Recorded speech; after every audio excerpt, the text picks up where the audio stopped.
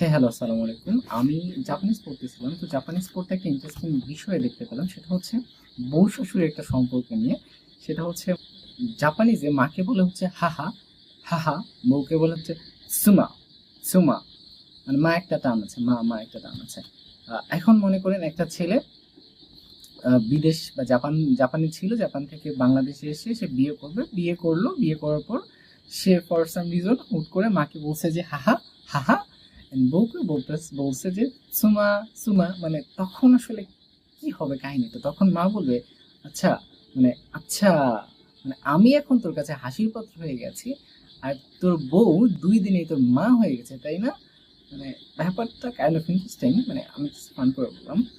মাকে বলতেছে যে হাহা, মানে বাংলাদেশ পার্সপেক্টিভ থেকে কাইন্ড অফ ডিফারেন্ট। সো যাই হোক, সো আপনারা যদি জাপানিজ এরকম ওয়ার্ড নিয়ে ইন্টারেস্টেড থাকেন বা জাপানিজ ইন্টারেস্টেড থাকেন, আপনারা লিখতে কমেন্টে জানাতে পারেন। আমি ট্রাই করবো এরকম ইন্টারেস্টিং জাপানিজ ওয়ার্ডগুলো একটু আপনারা জানাতে। ধন্যবাদ।